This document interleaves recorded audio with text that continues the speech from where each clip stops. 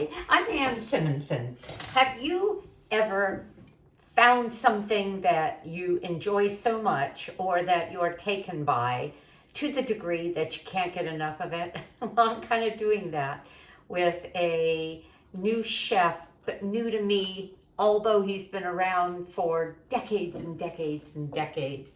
And I'm talking about Chef John Nowakowski. I'm just going to call him Chef John from this point on. I came across his name and his recipe when I was watching somebody else's podcast, and they talked about his fabulous tahini dressing. And so I made the dressing, salad dressing. You'll find it on my YouTube channel, YouTube Nan Simonson, under fabulous, I think it's called tahini mustard dressing. And we've had just thousands of views on it. And then I made another one of his because I did a deep dive and started watching his podcasts, and he had an interview with Chef AJ about 3 years ago, and he showed how to make the base for a cream soup, and he made a cream of broccoli soup, and then with that same base, a cream of broccoli mushroom soup. Well, I did that and coincidentally just had that cream of mushroom broccoli soup last night, pulling it out of the freezer. We'd been traveling, and that became a quick meal. Right out of the freezer, whipped it back up again, heated it, whipped it back up again, and it was marvelous. So there's another recipe I'm going to try. I got his cookbook, Vegetarian Magic. He actually sent me a copy of it because in one of the videos I told this pitiful story about how I really wanted this book, went online, and it was published 24 years ago. It was published in 2000. And he goes back a long way. He goes back to being the youngest executive chef for the Marriott hotels and restaurants, and he traveled around the world as a troubleshooter for their culinary team. And then he, for another almost 20 years, was working with the Regency House Spa. And I'm going to read you a little about that. The Regency House Spa is a natural vegetarian resort dedicated to the principles of holistic health, etc., etc. They have since closed. They closed, I believe, in about 2017 after he'd been with them for almost 20 years. Chef John Nowakowski has created this book for the thousands of guests that visit the Regency House year after year within our many delicious recipes. So this recipe has the test of time. So my pitiful story was I'd heard about the book, which was published, again, 24 years ago. I went to Amazon. I found a used copy for $8 or $9, and a bunch of other copies were $30s and $40s and $50. And I bought it, thought, yahoo! And then was told by Amazon a couple days later that they had to cancel my order. I think whoever sold it for that price realized they could have gotten a lot more. Well, he'd heard that in my video and sent me a signed copy. Thank you, Chef John. So I got this yesterday. I started going through it, and I thought, I don't think I have anywhere in my videos, and I've done hundreds of cooking videos, a lentil loaf. I have a carrot loaf, but I don't have a lentil loaf. And I've been looking for a good one. Well, it's got to be a great one if he used this recipe for the spa for all those years. And I even wrote him and told him I was going to do this, asking permission, and asked if he would change anything about it. And he said, no. Isn't that cool? It means it's pretty good. But he said, then put how to slice it, the size of the slice, etc., and then pour the mushroom sauce, kind of like a mushroom gravy, over it.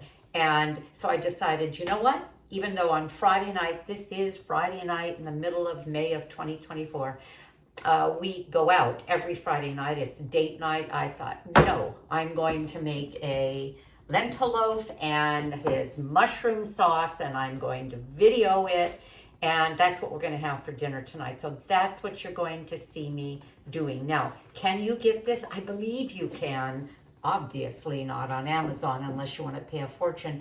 And I will put in the notes, because I directed this question to him just today. I'll put in the notes if and how you can get it, because I love this book.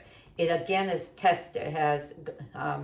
gone the test of time. His cream soup is in here, and recipes to get and keep people healthy. And I am an author of this book, Aging Powerfully. At 73, I feel like I'm aging backwards. I wrote this book as a celebration of life, turning 70. So I wrote it 3 years ago, with the intent to share what I've learned as a health and wellness coach at a lifestyle medical practice, following the precepts of the College of Lifestyle Medicine, which include eating a whole food plant-based diet and a number of other pillars, which I put in this book. Okay, so we're going to start, and this soup, this wonderful lentil loaf, starts with you making your own lentils. You don't have to. If you're listening to this and thinking, okay, now you're taking me through all these steps, I don't want to do that. I want simple, I want easy, I want fast. Well, then buy cooked lentils. As a matter of fact, Trader Joe's sells, I think it's brown lentils, steamed French brown lentils. It might be steamed French green, but I think it's brown. And you could use that. This called for 1.5 cups of lentils, which would make 1 cup of lentils makes about 2.5 cups cooked. So 1.5 cups would be, I can't do math. 1.5 would be 2.5. I think it's like 1.25 more. So you do that math, 2.5, 3.5, 3 3/4 cup. That's about what comes in that package of steamed lentils, if my thinking was right. You begin with, as he said in his book, either green or red lentils. He called them pink lentils. I don't know of pink lentils. I know of red and black, which are the beluga, and brown, and then the green lentils, which take the longest of all to cook.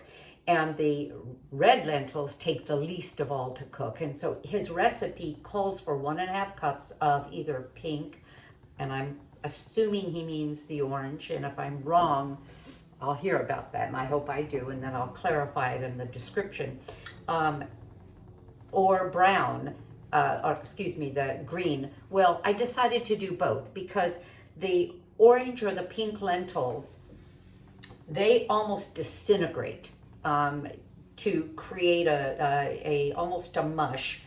And the green lentils are the ones that hold their shape longest and take a little longer to cook than all the others. And I thought, let me do something fun, and I'll let you know in the description and in the recipe when I type it. I'll type it based on his book, but if there's some clarification because of what I'm playing around with, I'll let you know. One thing that I want to be sure you do and that I do, I check over the lentils quickly, because any kind of a legume can have bits of grit or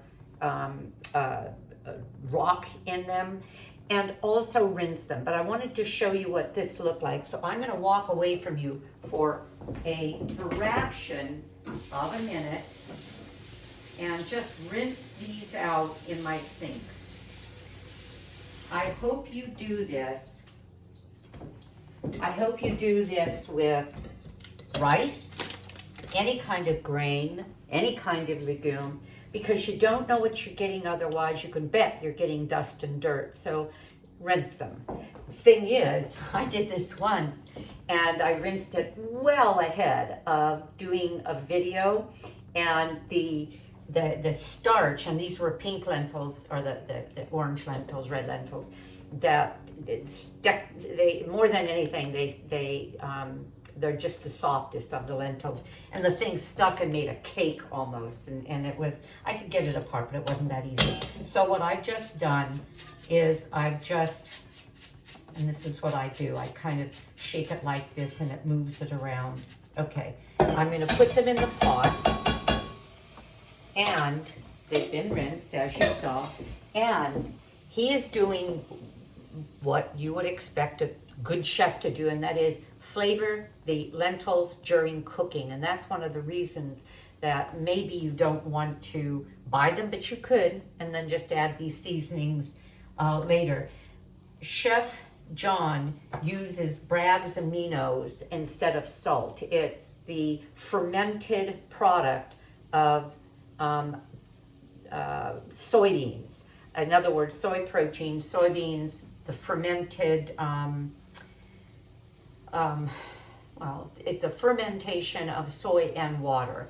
And he uses this instead of salt because of the amino acids in it, and that it's a really clean way of cooking. So he has coconut aminos in this instead of salt. As a matter of fact, I've read that if you use salt before you cook the lentils or with the lentils, you'll toughen them. We also have a couple of teaspoons of cumin. Love the smell of cumin. A dash of cayenne pepper. Depends on how spicy you like things, but a little bit can really make a difference. And then 3 cups of water. I'm going to cook this until they're finished. And what am I looking for? I'm looking for the green lentils to be tender, not mushy, and for the water to be absorbed. Now this is funny. I'm going to show you something. In just that moment that I took to rinse the red lentils, do you see that? It's turned into a bit of a cake, and I can break this apart, but I have several of these in here that just stuck together right away. Okay, we're looking good. I'm gonna put the, well, I was gonna say I'll put the cover on. I'll wait, bring it to a boil. Actually, I'll put the cover on for just a minute. Bring it to a boil, let it simmer for anywhere from, I'm gonna say 20 to 35 minutes. It could be a little longer because of the green lentils, and I'll let you know that. You could, and I shouldn't say this, this is his recipe, but you could play around with this. I play around with everything. There's black lentils, the beluga lentils, that are very heady. They're quite flavorful. They're the tiny, tiny lentils. You've got your brown, you have your green, and you have your red. And I hope I'm not speaking out of turn when I say I don't know what the pink is. I'm not familiar at all with a pink lentil. Coulda, shoulda asked him, but didn't think of it. Okay, I will be back to you when the lentils are cooked to show you how we put together this, the loaf. I'll be back. Okay, I'm still waiting for the lentils. So far it has been 25 minutes. Let me show you what I'm looking at. There, can you see that there's still, you can't see it unless I dump it on the ground. Oh yeah, you can, right there. You can see there's still moisture in there. And I experimented. Quite often I'll cook everything, grains and beans, with cover on. It didn't say that in the recipe, and so I cooked it with a cover, a jar. I think possibly Chef John cooked it without the cover on because I'm getting good results. I just couldn't help myself. I had to put a cover somewhere, and it went sort of a jar. Maybe if it hadn't been on, it would have, the liquid would have evaporated sooner. So I have reset the timer. Maybe I didn't. Alexa, set timer for 5 minutes. So that was 25 minutes. Now. It's been a couple minutes. So we're going to be at about 30 minutes. And you know what I didn't do? I didn't test. But I want them, they need to dry out anyway. I'm going to take the cover off. No. I'm going to put the cover back on. They are still, they're firm to crunchy. And we want them to be firm cooked, not firm crunchy. And oh, I looked up pink and red, and yes, there are pink, red, salmon, all of that. But there's a difference between the red lentils and pink lentils. They are very similar though in all respects in that they both cook to mush. That's why they're good with soups and things like that. They sort of make a solid mass. They both cook in about 15 to 20 minutes. It's the green lentils that are taking the longest here. And they are both highly nutritious and quite similar. So now we know. If you can find red lentils, if you can find pink, if you find them in salmon, that's fine. I'm adding to this pan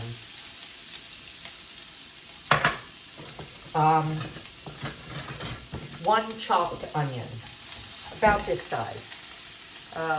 Not medium, not extra large, but it gave me about a cup and a half of chopped onion. And I'm letting that weep just a little bit. And that's another thing that I put a cover on for. If I want it to weep and weep quickly and brown quickly, which they will. This is a non-stick pan from All Clad. Chef John, in his recipe, and I'll leave it in there, added a teaspoon of canola oil. And I'm not using it because I don't put oil in things, so I'll just say optional. 1 teaspoon is not going to make or break health or a diet, but I'm just used to not using oil. And I'm letting this, and without the oil, it's going to weep, it's going to create a caramelization, it's going to allow me to deglaze the pan if I need to with just a little bit of water. And then I'm going to add to that a tablespoon of garlic and he called for 1 bell pepper, 1 red bell pepper. Well, what I have is the sister of this one. This is a huge bell pepper. And when I chopped it, I got to about 2/3 and I thought, this is enough. Relative to other things that I'll be putting in, I think this is enough. So this is about 2/3 of a really big red bell pepper. We grow them large in Southern California. And let me show you what I mean by the weeping. Part of this, of course, is just because I had the cover on, but already the onions are turning golden. So what I'm going to be doing as soon as this, well, you know what, I think that's enough because I have 2 more steps and then we'll get to the combining. But I'm loving what I'm going to be combining to make this lentil loaf. And I think you're going to see what I mean. The thing that is not in here is salt. We don't have salt, and we don't have, other than cumin, we don't have any other flavoring. And so the mushroom gravy that is going to, the mushroom sauce, as he called it, has a lot going on with it. And I'm going to let that be its flavor. But if I hadn't been using that, some people like to have a loaf where they just smear over it a ketchup or a red thick sauce. And there are a lot of ketchups out there. I have one in particular that doesn't use any sugar. That I've got another one that uses date. Because most American ketchups use high fructose corn syrup, which is horrible for us. It can really throw you off metabolically. And some people just put that on a loaf and love it that way. Some people don't like mushrooms. They wouldn't want the mushroom sauce. But because I'm putting in the mushroom sauce, Alexa, turn off the timer. So that gave me about 33 minutes of cooking. I'm just doing this so that I can give a parameter in terms of how long it's going to take to cook. In his recipe, he said cook until tender. Didn't even give it time because it's interesting. I looked up lentils and some recipes, one recipe actually said, let it cook 15 to 50 minutes, meaning I don't know, until it's tender. So it could have a lot to do with the lentil, the color of it, and the age of it. Okay, this is brown enough. I'm going to add red bell pepper. I've just told you about that. And let me show you what I'm doing with my garlic. You know, I know that my recipes could be, and my videos could be much smaller, but shorter. But I can't help myself in that there's things to know, and there's ways of doing things, and I always appreciate when someone takes the time to be descriptive. And so let me tell you about this. And this was an idea that I picked up from Tammy of Nutmeg Notebook, and I believe Chef AJ talks about getting a mass of peeled garlic. Costco, for example, has an organic peeled garlic in a 1.5 pound bag. Think about what that is. I think they say it's 2,000 cloves. I haven't counted, but that sounds like a lot. In any case, I'm going to go ahead and put the cover back on. What you don't want, you can have onion get a little bit brown. We don't want the garlic to get too cooked or it gets bitter. So with 1.5 pounds, and I have videos, I have a video showing this, teaching what Tammy of Nutmeg Notebook taught. We can roast that garlic. The last time I got it, I roasted the entire 1.5 pounds, put it into silicone ice trays. Tovolo makes silicone ice trays that are square, and they are 2 tablespoons each. Well, I pack in those, and this was Tammy's idea, they pack in the roasted garlic after it cooks. I just took out a square of it. See? I don't know, 2, 4, 6, 8, 10, 12, it depends on the size of the cloves. Some are larger, some are smaller. And this will go right back into my refrigerator because I needed a tablespoon for this dish. And I simply pulled it out of the freezer. After they come out of I take them out of the silicone ice trays, and they're frozen. I just put them in Ziploc freezer bags. You can get quite a bit in a 1-quart bag, and I think it took two 1-quart bags, maybe even 3. And so I simply pull out that little square, put it in here. I've got this marvelous roasted garlic at the tip of my fingers for months of cooking. Is it better than raw garlic? I like it because it's a much softer flavor than a raw garlic, even though someone might argue that raw garlic has more of a punch. I like this. Okay, so I've softened these vegetables. I'm going to put the tiniest bit of water in here to deglaze this pan, because whenever you see a residue stuck on there, you know, I'm going to show you what I'm talking about. See, I can't help myself. All right. I put in the smallest amount of water, maybe it was a tablespoon, maybe 2, and the bottom of the pan started bubbling up. That's called deglazing. What was on the bottom of the pan started bubbling up. What that is now is removing that caramelization, those marvelous flavors. Don't let them stay in the pan. Keep them with the food, and deglazing will allow you to do that. And it evaporates, the deglazing evaporates very quickly. You can do this 2 or 3 times because it has substance. It's not just water. Okay, I'm going to let this sit, and then we're going to be mixing things while I've been talking to you. The lentils have been cooking, and oh, they're perfect. Okay. How do I know they're perfect? Because they're sticking on the bottom. I don't think I wanted them to cook that much. Now what I need to do is just taste. And I believe that we have what we're looking for here. I'll be cooling it off just the smallest amount before I mix it. But I don't believe that makes a difference.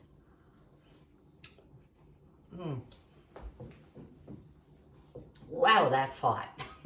And that was really good. They're perfect. They have enough chew that if I were eating this and it was supposed to be a meatloaf, I would think I was eating ground beef. And some of you are gagging even considering that. I haven't had ground beef for, well, I've been whole food plant-based going on 6 years, so it's been a long time. So that analogy may not be attractive to you at all. But in other words, just with what we have in here, and it's just the cumin, the Bragg's liquid aminos, as well as the lentils. This alone has a marvelous flavor. Oh boy, can't wait for this meal.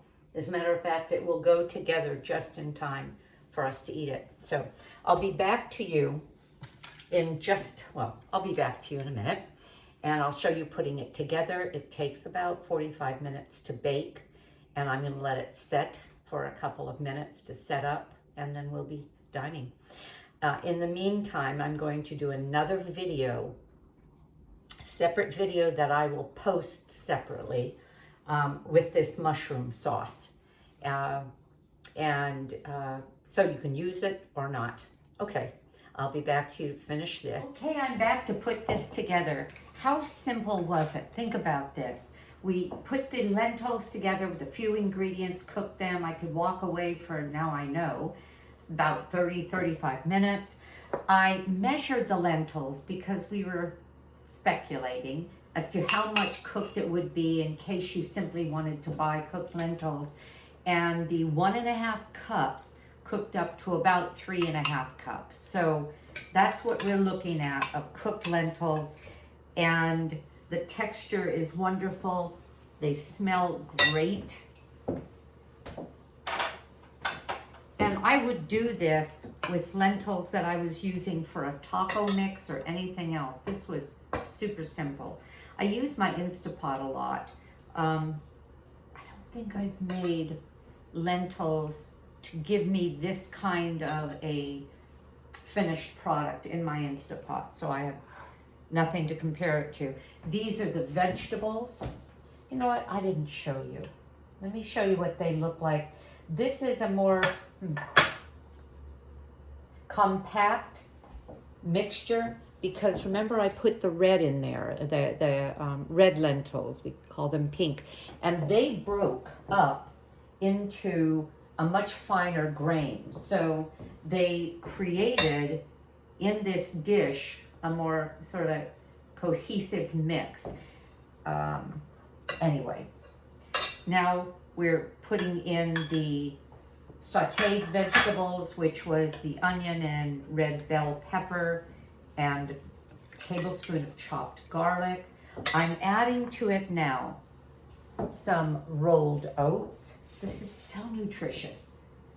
We have so much fiber. We have protein. We have vegetables. I have rice, cooked brown rice. Now, I usually have cooked brown rice in the freezer because I make it in my Instapot and bag them up and put them in the freezer, and I didn't. We were gone a while, and so I'm behind on supplies, and so I used the bag I buy from Trader Joe's. We have one near us.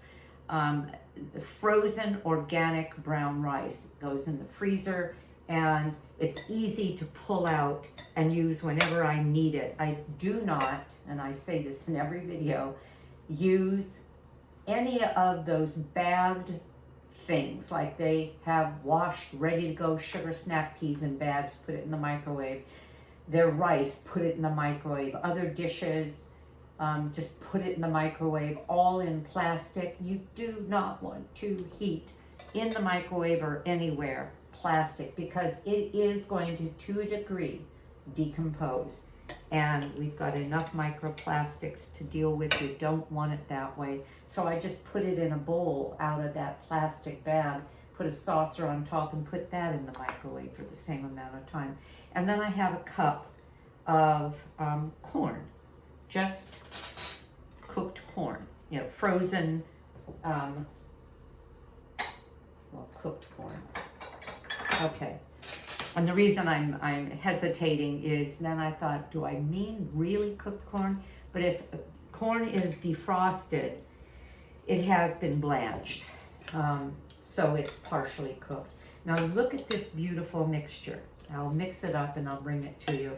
And then we're going to pack it into this looks like a 9x5. I pulled out earlier a 4x8 a loaf pan. And I looked at it, thought, there's no way this is going to go into that. I'm going to be packing it in firmly. Look at the colors. I'm going to taste.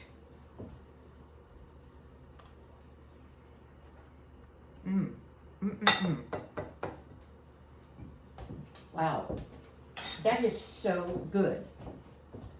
That's wonderful. Okay, so I'm just wondering, I'm hesitating because I'm thinking, what else could I use this for? Help me, come up with ideas and put it in your comments. I would use this for tacos. I would put I might make it a little more moist with some kind of a little bit of a taco sauce and with some chilies. In other words, I would Latin it up. What else? Anyway, I'll be thinking about that because this could be a great base for a lot of things. And it's just darn pretty. All right. Now it's going to go into a 375 oven for 35 per his instructions. Chef John Nowakowski. For 35 to 40 minutes. I'm pushing and pushing. I want this to have a melded texture. And oh, I didn't mention, what is all this in my pan? Strips of parchment paper. You know what parchment paper is? It's just paper that has silicone on it. Food grade silicone, which is safe. Okay, I'm going to use my fingers. Sorry, it's my meal. All right. So 35, 40 minutes. Let me look again. Yep. Push it down. In the meantime, I'm going to start my other video for the mushroom sauce. You know what's cool about this mushroom sauce? This was put into a recipe book 24 years ago, after years of Chef John being the executive chef at the Regency House Spa in Florida. The place to go to get well and healthy. And so that explains the healthy ingredients. Oh, what was my point? Gosh darn it.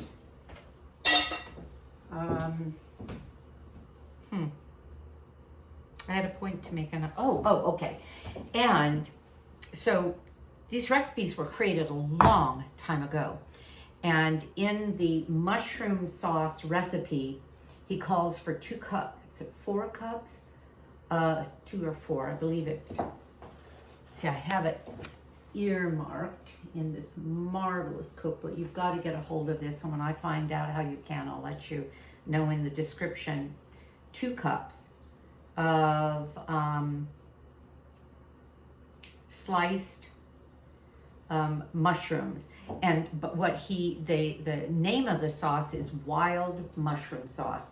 Now that I think of it, he may have meant wild mushroom sauce, like whoopee, this is just so good, it's wild.